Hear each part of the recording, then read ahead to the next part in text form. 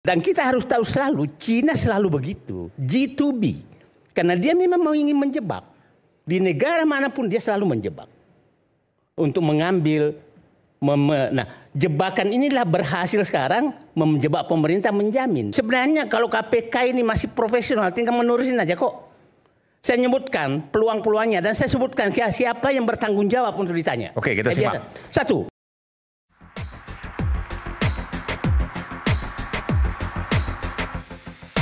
Pasca beroperasi, proyek kereta cepat Jakarta-Bandung menyisakan utang dengan nilai fantastis mencapai 116 triliun rupiah. Utang ratusan triliun itu tak hanya menjadi beban bagi konsorsium BUMN yang terlibat, namun juga membuat pemerintah pusing tujuh keliling. Menteri Keuangan Purbaya Yudisadewa enggan membayar utang proyek kereta cepat menggunakan uang APBN. Menteri Koboi ini dengan tegas menilai kewajiban bayar utang harus diselesaikan oleh BPI dan Antara. Begini, bukan utang yang nggak dibayar, kan pemerintah apa? Kalau dulu kan semuanya pemerintah yang tadinya begitu kan, tapi ketika sudah dipisahkan dan seluruh dividen masuk ke Danantara, Danantara cukup mampu untuk membayar itu. Jadi bukan nggak dibayar utangnya, dibayar tapi Danantara bukan APBN. Sikap Menteri Keuangan membuat Danantara mau tak mau harus membayar utang PT KCIC. Tak hanya utang, pemerintah dan otoritas terkait juga harus mengusut dugaan markup pada proyek ini yang membuat beban utang membengkak dan merugikan negara.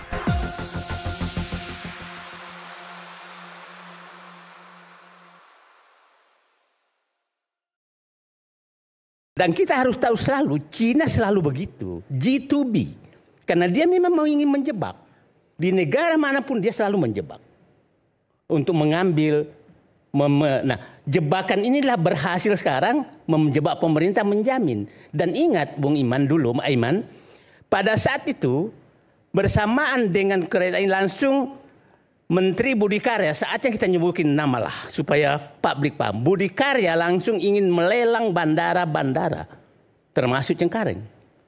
Jadi saya membaca indikasi bahwa ini memang sudah yang diincar. Jadi kalau Pak Mahfud menyatakan mengincar Natuna, saya bilang bukan, bandara yang diincar. Sebentar, apa kaitannya melelang bandara dengan kasus Wuxi? Nah, saya mengkaitkan dengan gaya Cina di negara manapun. Oke. Nah, oke. Saya sekarang masuk indikasi korupsinya. Saya ini bekas Pilpres. Melelang bandara maksudnya apa? Tadi belum selesai itu, Bung Kait. Melelang bandara tujuannya apa?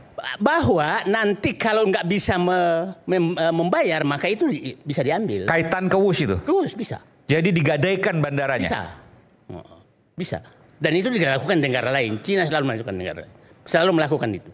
Nah, sekarang di Perpres 93/2021 jelas-jelas di Presiden Jokowi sudah membentuk komite kereta api cepat. Yang ketuanya Luhut Binsar Panjaitan, anggotanya Erick Thohir, kemudian Menteri BUMN, Menteri Keuangan dan Budi Karya.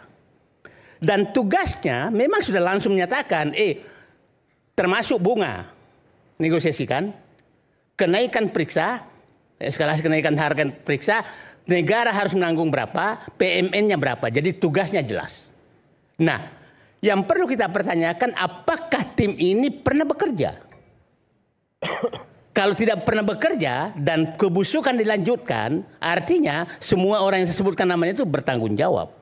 Maksudnya pernah bekerja? Pasti pernah bekerja dong? Pernah bekerja, tapi apakah dilaporkan ke Presiden Jokowi bahwa ini kenaikannya sekian? Nah, nanti saya masuk ke nama. Kalau mau melapor dan menerima itu. Nah, sekarang ada Bung Yudi di sini dari KPK.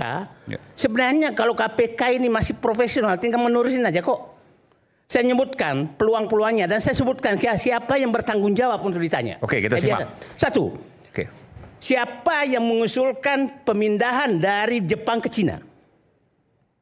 Pasti ada yang mengusulkan. Jadi panggil aja. Problemnya karena saat itu Jonan tidak mau terlibat.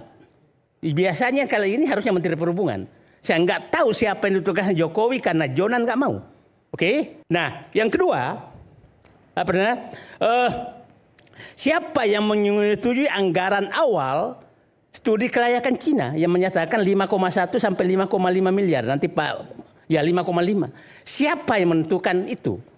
Itu harus ada dokumennya semua tertulis bahwa saya yang memutuskan timnya ini, apalah tim negosiasinya siapa. Oke, yang kedua, Pak Yudi pasti ngikuti ini. Ya, tinggal ngikuti aja. Nah, biasanya yang bernegosiasi ini sepertinya sekarang ini di Kementerian BUMN yang menegosiasi itu. Artinya Rini Suwandi harus ditanya. Ya. Nah, Rini Sumarno. Ya. Rini Sumarno atau Suwardi, kebalik-balik saya. Ya, Sumarno, udah berubah. Rini Sumarno, bapaknya suaminya Suwandi ya. Ya. Yang ketiga adalah studi kelayakan pertama yang merubah studi kelayakan Jepang. Itu harus siapa yang bertanggung jawab. Biasanya studi kelayakan ini dibikin kereta api, PT BUMN atau Bappenas atau siapa yang bikin. Oke. Itu periksa. Yang kedua, desain awal. Siapa yang bikin? Desain awal ini saya agak paham. Karena awalnya kereta api cepat ini mau direncanakan berhenti di Meikarta dan Walini. Tahu Meikarta batal, pindah ke Walini. Nah, studi kelayakan yang dibikin ini abal-abal. Dimasukkanlah Bung Ihsan bahwa tanah-tanah PTP naik semua harganya. Naik semua harganya sehingga layak. Itu Rini Sumarno.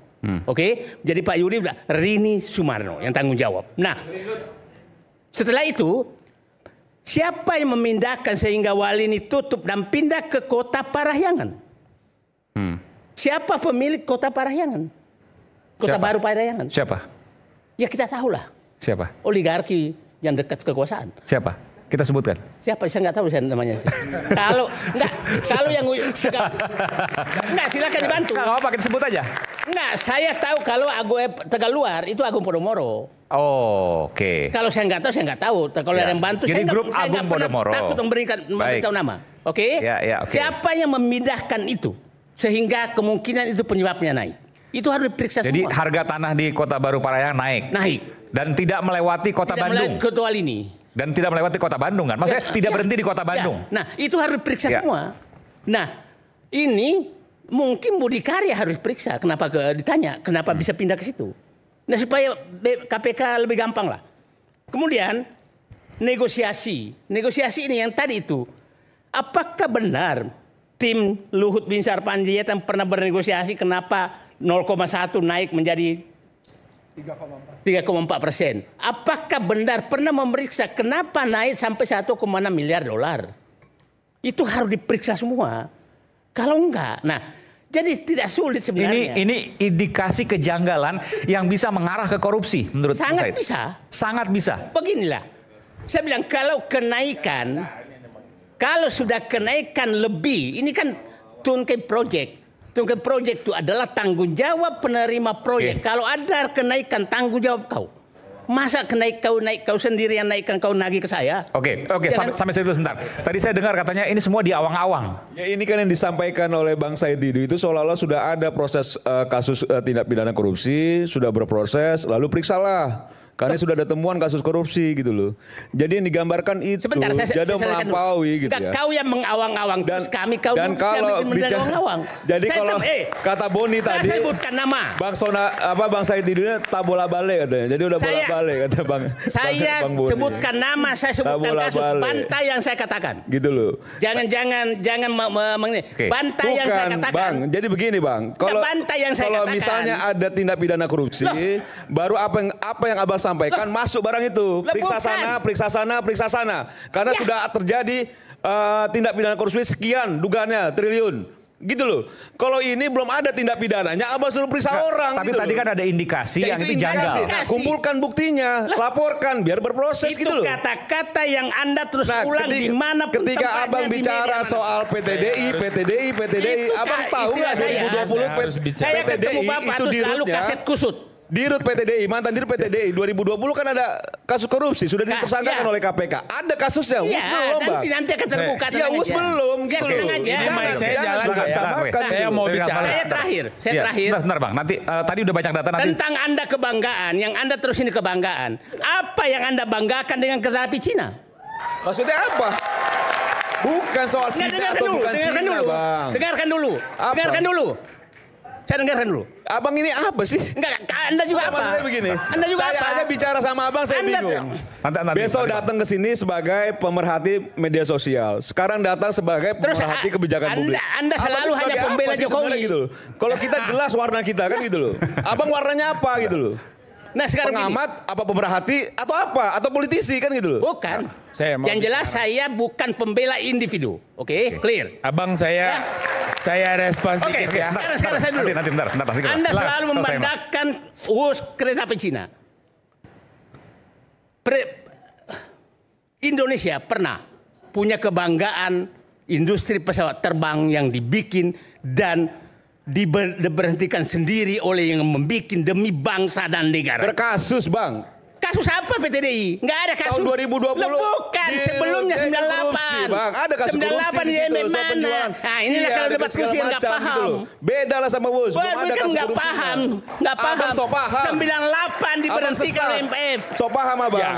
Supaya semuanya kembali ke jalur, barangkali saya boleh bicara, Bung Aiman. Silakan.